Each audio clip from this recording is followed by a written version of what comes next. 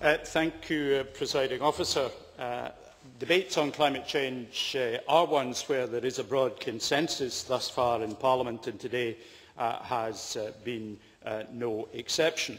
I join with others in welcoming the £220 million the European Investment Bank is providing to Nissan to help build a facility at Sunderland to build up to 50,000 cars a year. Nissan state that this will be the first mass market affordable electric car that is available. We'll watch that with very considerable interest. Cycling has come up quite a few times, and in particular I too read the Spokes Bulletin. Of course, spokes do choose, and it is their choice, only to focus on what government spends and not to look at what is spent on cycling in Scotland. And I think one is capable of reaching very different conclusions if one looks at the whole picture. Because, of course, delivery, particularly in cycling, works very well if it is led at local level. I have in the past made reference to Moray Council. There are many other councils. There's good schools practice in East Lothian and so on, and I only choose them because I'm familiar, not for any other reason. Let me just say a few things about procurement, for example. We published a Sustainable Procurement Action Plan in October 2008, which includes guidance on climate change issues, low-carbon vehicles, renewable energy, and so on.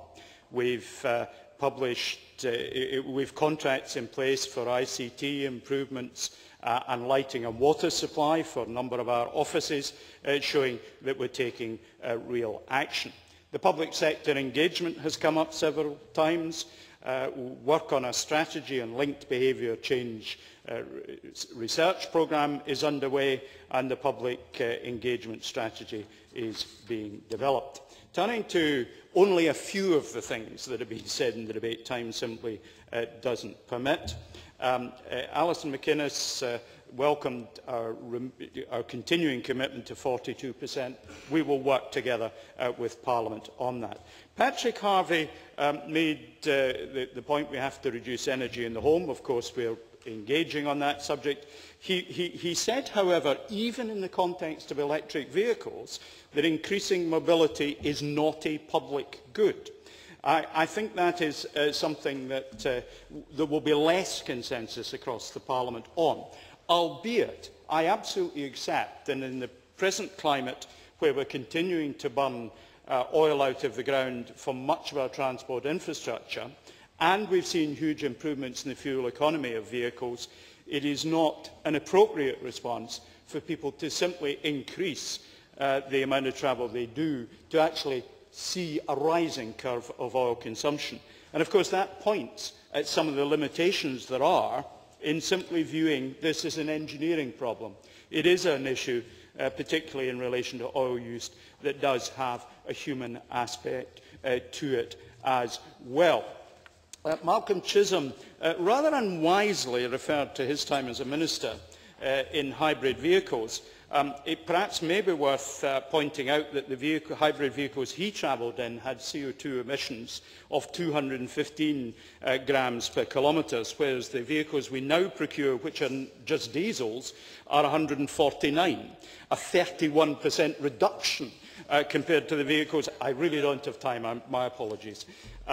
But I use that merely to make the very general point that, in fact, in all the technologies that are deployed in transport, there is considerable work going on to improve them. Governments of all shades, including this one, do not have a particularly good track record in betting on winning technologies. We've got to make sure we have a variety of technologies going forward and not do something because we just don't know. And hydrogen is something that will complement what's going on electricity. George Fawkes, good knockabout stuff, of course. He referred to the 3 weeks when Stewart Stevenson made so many journeys. Well, that's true. I'm going to upset a former school colleague by saying I went to school with Nina Mishkov, who's one of the ladies who appears on Grumpy Old Woman. Well, I'm a grumpy old man. I don't like Christmas. I happened to be the Minister who was on duty for 4 of the days over the Christmas period, and therefore my travel plans were entirely different from those of other ministers. Believe me, we get the message. We're on the case. I'm afraid on that happy note, Minister, we'll need to stop. Well, thank you, Presiding Officer.